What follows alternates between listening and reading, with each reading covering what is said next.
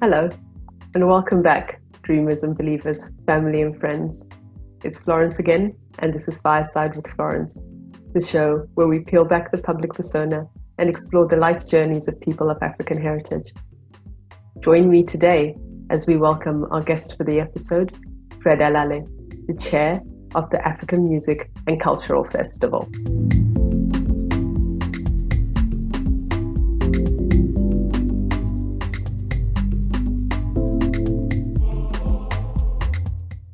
Fred Alale is the co-founder and current chair of the African Music and Cultural Festival, AMCF. AMCF is the largest annual African festival in Australia, showcasing an amazing array of vibrant music, dancing, diverse arts, cultural performances, and authentic African food. The aim of the festival is to celebrate diversity and harmony by promoting cross-cultural awareness and understanding of African culture in Australia in a fun and entertaining way. In 2019, the festival attendance was in excess of 42,000 people. The festival has been shortlisted for the prestigious City of Melbourne Awards in 2017 and 2018 for its contribution to multiculturalism by a community organisation. Fred is passionate about multiculturalism and community, and is a leading figure in the African-Australian community. In 2019, he was recognised by AfroShine as one of the 50 most inspiring Afro-Australians. He is a past president of the Nigerian Society of Victoria, and his support of the broader community includes being treasurer of Africa Day Australia, which celebrates Africa and the formation of Africa Union, being the treasurer of Incubate Foundation, which aims to link African Australians with partnership and mentorship opportunities, and as a community member of the Huddle Advisory Committee, the community arm of the North Melbourne Football Club. As a qualified accountant, he's also very passionate about the profession and has served as a panel member on the Australia and New Zealand panel of Association of Chartered Certified Accountants. He makes all of this and other things able with the support of his wonderful wife Claire and his two girls.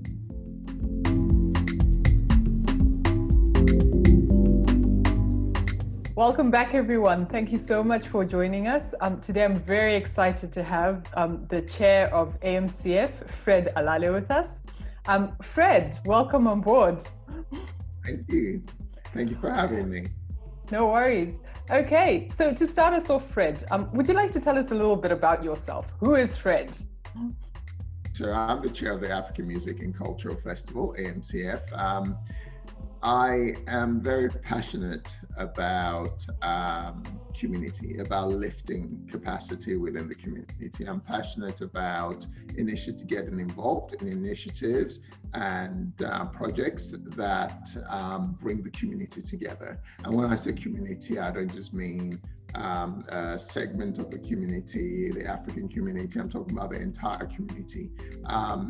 Passionate about initiatives and programs and projects that bring us all together as one and promote harmony, tolerance, and understanding of each other in this multicultural state of Victoria and country, Australia, that we live in. Okay, so if I take a step back, you came to Australia via the UK, originally from Nigeria.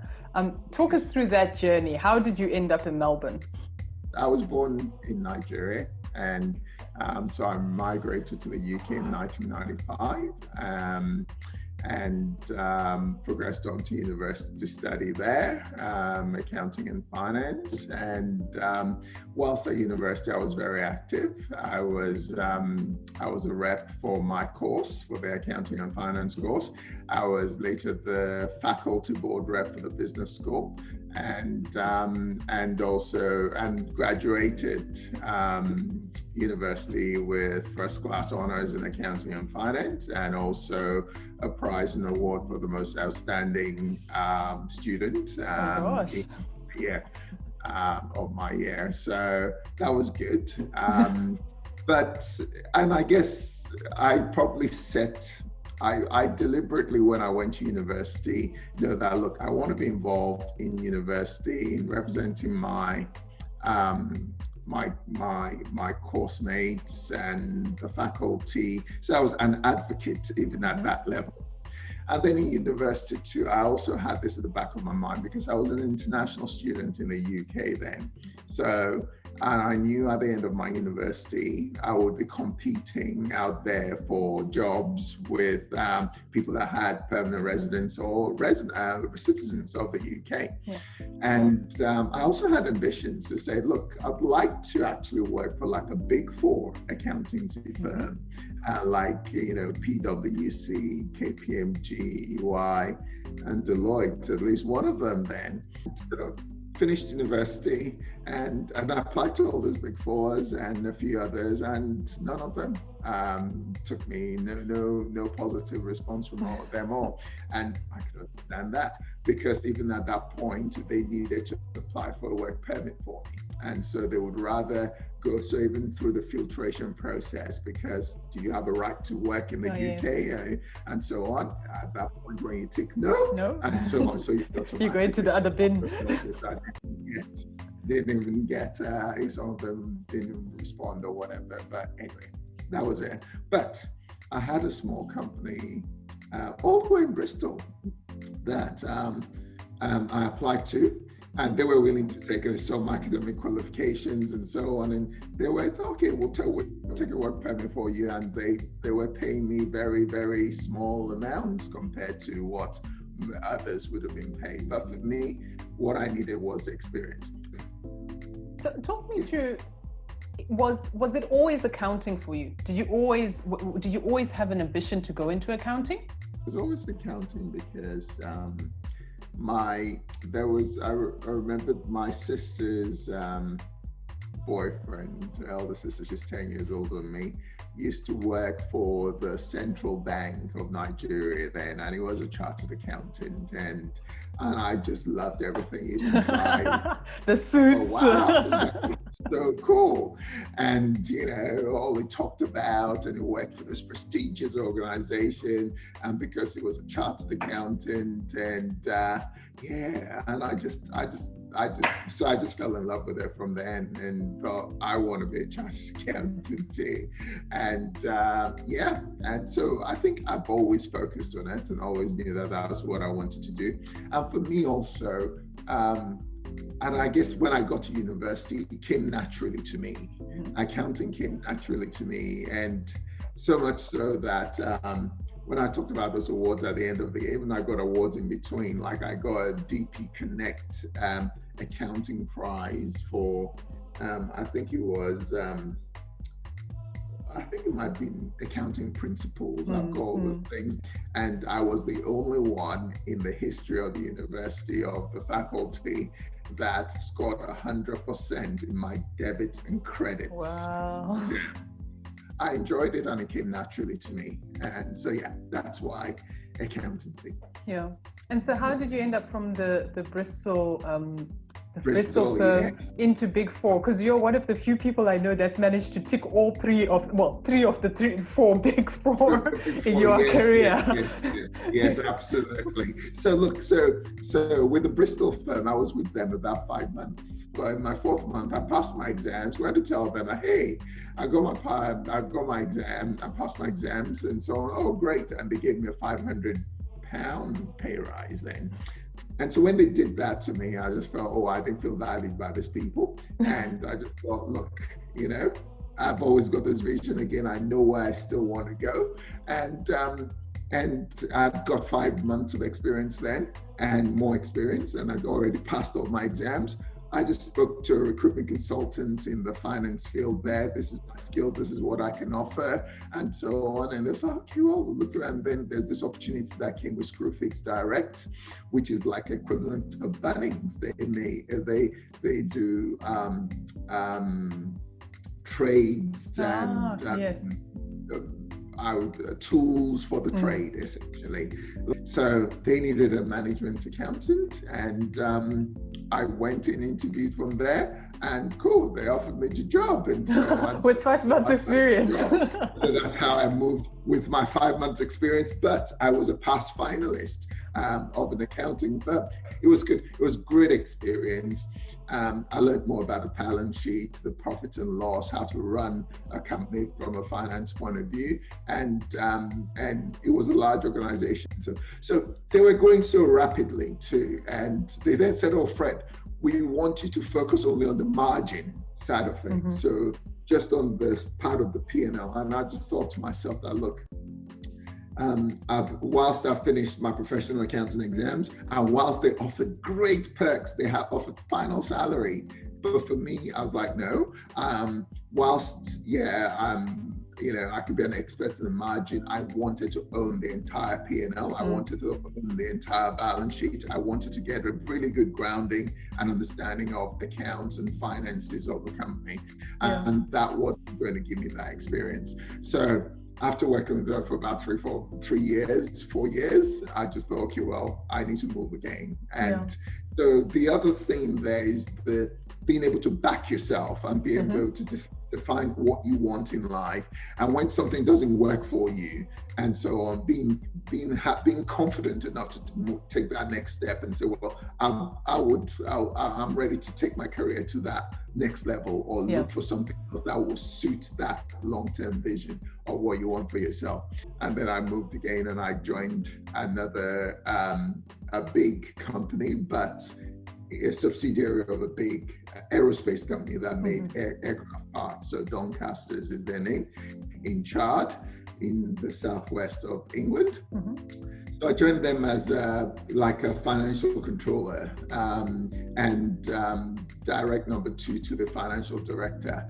And I learned a great deal when in this job. I owned the balance sheet, I owned the P&L. The finance director was really good and was training me and invested in me. So that's where I got my chartered accounting letters in that company. And I did that for a while too. And then we got married. I got married to my wife, and she lived in London with Pfizer Pharmaceuticals in London. And I was there in southwest of England as an accountant there. And I thought it was easier for me to find a job in London than it would be for her to leave her job there and come to southwest. And then when I went to London, I joined a hotel chain. So it was Thistle Hotel Chain as their area financial controller. So looking after 6 of the hotels. And I really loved that job. And the Big Four started to recruit for their management consulting because they all exited it a while because of Enron. And at this stage, then I was now a citizen of the UK because I'd lived there for over 10 years. Certainly been resident over 5 years, so you get permanent residency, and then another year later you become a citizen. So I'd gone through all that too. So I was now a citizen, and I'd also got relevant experience. So everywhere I worked, I made sure that I was improving things. So when the Big Four started to recruit and so on in there, I went like, hey, I'd like to join you, and this is my experience, and these are the improvement things I've done in my job. What have I done different? Achievements in my job. So it wasn't like, oh, I was a management accountant responsible for producing the P&L for doing, no, that's not it.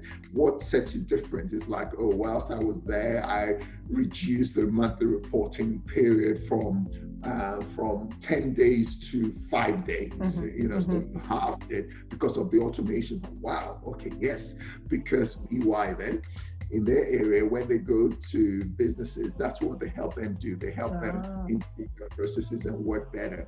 So I applied for KPMG and EY at that point, and I actually got the offers from both of them, and I joined EY and I joined EY. So I joined the finance and performance management team, the management consulting team, and worked for them for a while. And then we started looking at the option of Australia. And the reason why we started looking at the option for Australia is when we got married and I moved to London. When we got married, we came to honeymoon to Sydney and Cairns in Australia. we got married in Hawaii and then came on honeymoon to Sydney, Cairns. And I remember sitting in the Sydney Harborside once with my wife, and she was like, wow, what a nice place of life. Even though this is the financial capital of Australia, people are so relaxed and chilled. And what a great life it is, you know. And then there was a class being taught by a teacher, and the children were just sitting around the teacher and they were just discussing some matters in the harborside there. I was like, wow, what a life. And my wife was like, do you think we can live here? I was like, well, I don't know, let's find out. So Googled and checked, and I found out that, well, you could migrate to Australia, and accountancy was on the shortage occupation list, and which means you can apply as a permanent resident to get permanent residency almost straight away. So I thought, wow. So I applied, and ultimately something, I got a visa, and so on and came through. And then I just asked a colleague there who was in EY, saying, hey, what do you guys do in your accounting in your similar firm in Melbourne, in Sydney or Melbourne in Australia? Actually, I said to him in Australia because I didn't quite know where. And so I send me your CV, I'll send that to a partner. And interestingly, he came from Melbourne. He was on secondment to the UK. He was an Australian on secondment to the UK. So he sent it to his partner in Melbourne. And we were thinking Sydney first. It was Sydney that wandered over to Australia. And the partner looked at the CV and said, Fred, when you're here in Australia, I'd like to talk to you to have a chat. I was like, okay. So we had to, having got that visa, I think you had about 9 months or possibly up to a year to come in to validate it. Otherwise you'll relapse. So we thought, okay, we'll go under recce anyway. We came to Sydney again, and then flew to Melbourne to meet up with his partner. Met up with his partner, looked at the experience, looked at what I'd done in EY in the UK, and was like, well, Fred, when would you like to start? And so on. Which we were like, actually, we're not sure, because even at that time then, we'd had now a little baby, a 9-month-old child at that point, and we're thinking, gosh, leaving to the end of the world with no other support and so on. So I said, well, we're still going to be thinking about it. We've not actually made the baby we had is like, you know, made us think about family ties, etc. That we were still thinking about it and so on. It was like, well, okay, Fred, let's keep in touch. Then I asked him, I said, look, if is there any areas that I can specialize in the UK that you would be of benefit to Australia? And it was like financial services and healthcare. It would be those areas that they're looking to build. And I was like, oh, interesting, cool. So I started focusing on projects to do with healthcare. And then 9 months later, the partner sent me an email from Australia, Melbourne, and said, Fred, are you still keen of coming to Australia? Because this will be a good time if you are. So that was a push I made. Wow. Forwarded that email to Claire, my wife, and to say, hey, what do you think about this? Do you think? We chose to do the trigger, and that was it. And it's like, yep. So I replied back to him, say, yes, we'd like to do that. In January 2010, packed up from the UK and traveled to Australia, and that's how we came to Australia in Melbourne. Wow. And I'm glad we chose Melbourne, because Melbourne's home for me, and I'm not going to change. Best city in the world. Best city in the world. So it was good. It was my fit. I would have gone to Sydney if that was what I thought, but now that I've got the option, it's like, nah, Melbourne is it for me. So that's how I ended up in Melbourne. Wow. And then with EY in Melbourne, I worked for a while. And interesting, that partner that recruited me moved across to KPMG. And they said to me, Fred, would you like to come and join me in KPMG? And so I was like, wow, yeah, why not? And use the opportunity to get even more of a pay rise and move across to KPMG and so on. And I worked with them for a while. And so that's how I worked with KPMG for also a while. And then worked with them for about four years. And then I thought, well, look, that I felt maybe Deloitte was doing a lot more around automation and and AI, artificial intelligence in the finance space. And I thought, look, again, I thought I'd like to get an edge in that and not be left behind. And thought, okay, let me move over. And I moved over to Deloitte to get that experience, which I did for a short while. But, and again, in that time, I'd also been very actively involved in the community, doing community advocacy for youth and the wider African Australian community. And I just thought, look, okay, I really enjoyed it. And that's how we started 8 years ago, the African Music and Culture Festival, and got involved in Africa Day, Australia, got involved in Incubate Foundation. And so I thought, look, let me do something for work that I will feel that I'm really giving back and making an impact in the community. And then I started to focus that a job in government would help me do that. That I wake up knowing that I'm making a difference in the lives of a lot of people through policy work, while still complementary, and it would also be complementary to what I do in the community. And so I looked for the opportunity to join government, and I secured the role then with the Department of Treasury and Finance, and that's where I've been since then. And so it's been a real journey. It's been to get to where you are now. But I want to touch on the piece that you mentioned there around the community piece, because you definitely have done a lot in terms of the reach in the community. What drives that passion for doing the work in the community? It's the experience that I've had through maybe Big Four consulting, working with large organizations to improve their finance and performance and their processes. And I thought, if I can do this with large organizations, I know that in Australia, in Melbourne, how can I give back that experience to the community to help them raise the standards within the community? I noticed there were some stereotypes and there were some adverse publicity being focused on the African community, African Australian community. And I felt we needed to change this narrative ourselves. And we needed to there are lots of African Australians doing amazing things across all walks of Australia, but we don't hear a lot about them. And it's only when a tiny minority do unsavory things, or that there's a whole focus, and it's almost the entire community, African Australian community, is tarred with the same brush. I thought, look, it's time for me to start to use that voice, to use the skills to say, look, we've got this great stories and talents, and that we've got a lot to contribute to.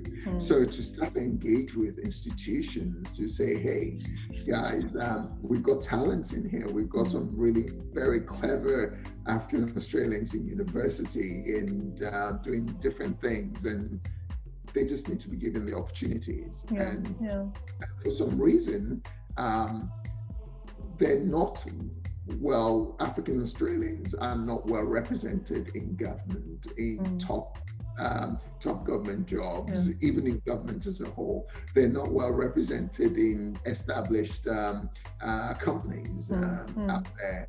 And so I thought, if we can start to change that narrative and show more of the positive stories and experiences, and so with the African Music and Culture Festival now, it's an easy way to engage with the wider community. So I thought, how can we do something through music, art, foods to that Melburnians who love their foods and love going out and love experiences, how can we engage them and showcase African heritage and African culture to them in a way they can easily engage with, and then breaking that stereotypes and changing the narrative and promoting a more harmonious community as a result of that. Yeah. So talk us through that whole concept of getting to a point where you decided with the other co-founders to actually set up the festival? My first foray into community started when I was the treasurer of the Nigerian Society of Victoria. So, and I thought again, and the reason why I joined the Nigerian Society of Victoria, somebody invited me to an event, and I went to that event, and I thought, wow, gosh, it could be a bit better organized. So at the end of that time, I thought, okay, I'm going to get involved in this. I'm going to put my planning and organizational capability skills that I help companies do in terms of structure, project management and planning. It's like, I'm going to bring it to this organization and let's plan a really good event that's high quality, high class, everybody's got everything and so on in there. And so I came on board as the treasurer. Yeah. And then I was also then working with Ike Wakolo then, who was then the president. In the following year, became the president. And I was a treasurer. And we were thinking that, what can we do with the Nigerian community? Let's do a big sort of party and bring a big artist from Nigeria that we know lots of Africans like some of these big Nigerian artists. Let's go and do it. So, but it's going to cost us a lot of money. Let's go and talk to the Victoria Multicultural Commission, Chin Tan, then to say, hey, Chin, come and give us money. We're going to bring this big artist there and so on and so forth. And Chin Tan said to us, like, hey, guys, that's not going to happen. They said, we're not going to give you, because you're just one community in Africa.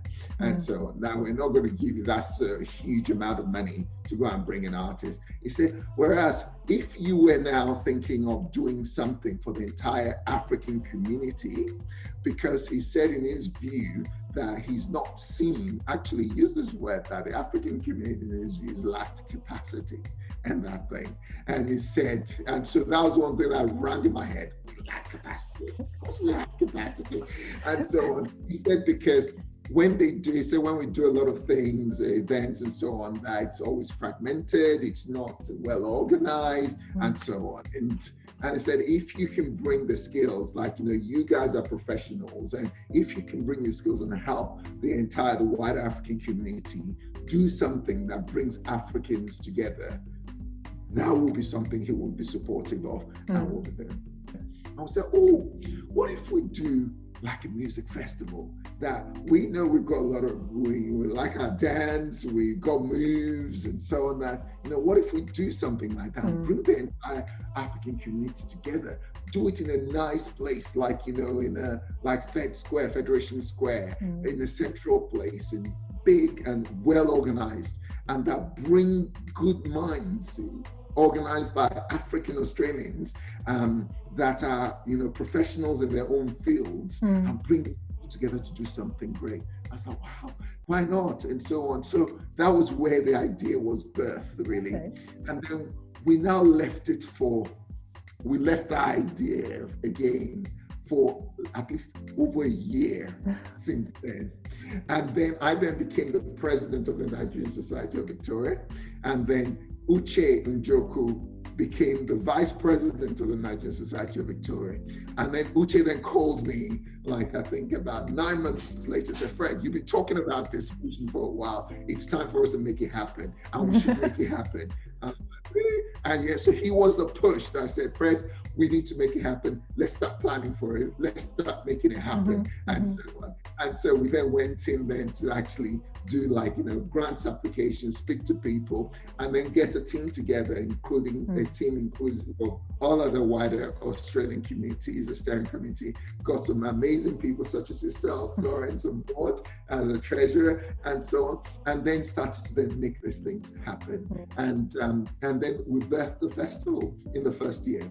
Wow. The first year, small Fed Square, and but I remember inviting Chin Tan to the festival to say, this is what's going to happen. I gave him the outline of the festival, and he sent me about 3 emails to say, Fred, is it really, really going to happen like that? I said, yes, it is going to happen like that. And so on. He signed up the money and so on, and even to get the money for it, I had to.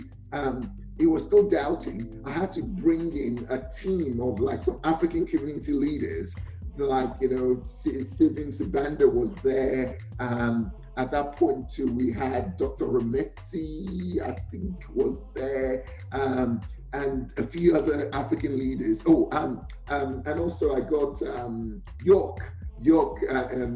Anthony York was there too. So we actually went to a meeting with the Multicultural Commission to say, you asked us to do this African community thing. This is the concept of it. We need your help, and you need to give us that money in order to make it happen. That it's going to cost us X amount. I think it was going to cost us about 30 something, and we need like 10,000 of you out of your thing in there.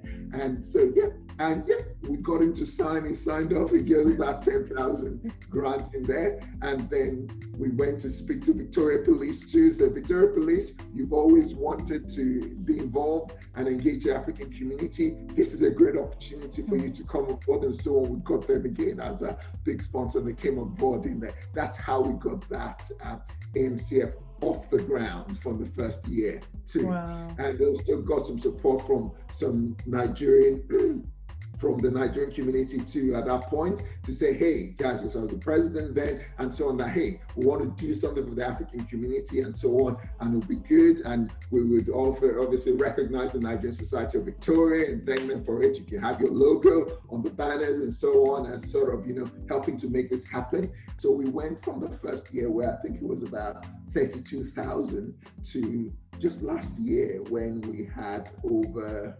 100, and I think we struck 190, about 1,000 in revenue just last year. 190,000 from 32,000 7 years ago. Yeah.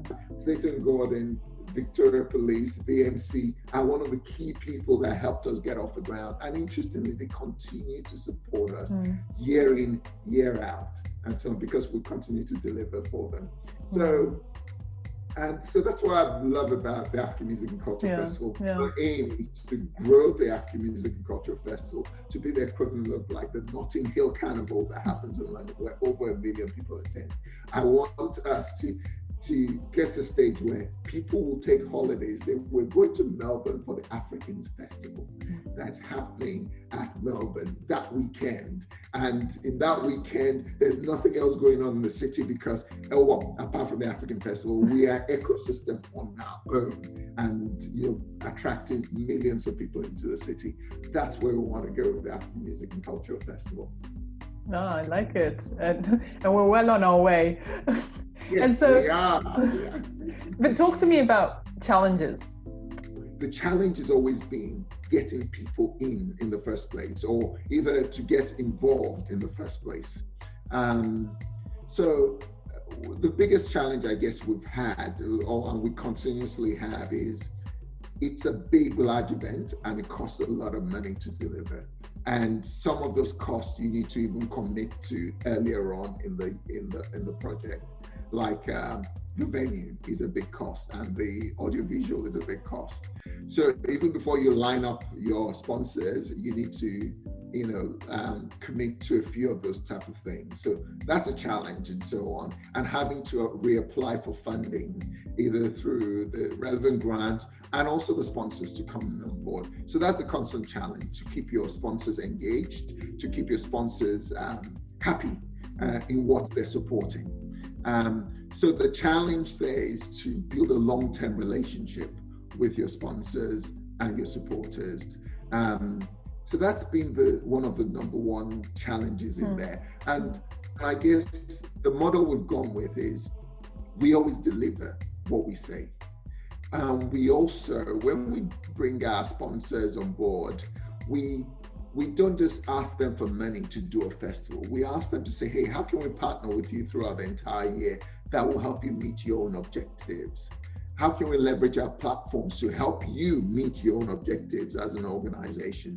And we see themselves, we don't just see them just as a sponsor to give us money for an event. We see them as a partner for the entire year and even long term. And that's how we've been able to overcome a lot of those sort of financial challenges that we always have to, because we reset to zero.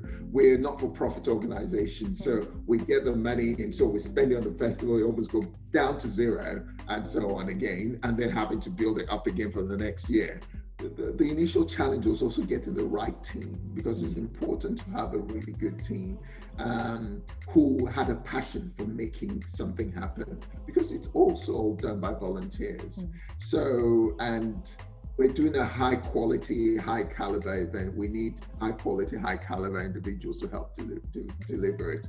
And so just been lucky to have a really good team in terms of the board, really high quality board members, and also the steering committee members that help and contribute to make it happen.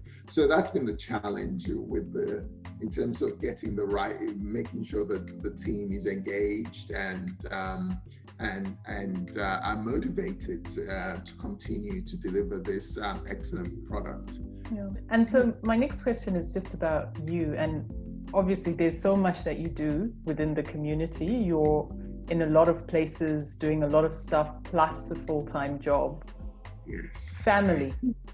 And yes. You know, how has family played a part in all of this and supporting you in this? How do you make the time for family in all of this? How does that play out? Yeah. Look, it's been I must admit, sometimes earlier on, especially at the start of the African Music and Culture Festival earlier years, when I was doing that, and I was also the president of the Nigerian Society of Victoria, it was difficult for the family. There was a lot of weekends that I spent crisscrossing Victoria, either because from a Nigerian community point of view, I was engaging with our members, I was talking to them, I was paying them visits to keep them engaged. And because this is how you can't just sit down and sit as a title, say, oh, I'm the president, and expect people to be engaged, or expect people to be supportive, or expect people that can make things happen for you as an organization in terms of even donors and so on, to expect money to come in without actively going out to engage them.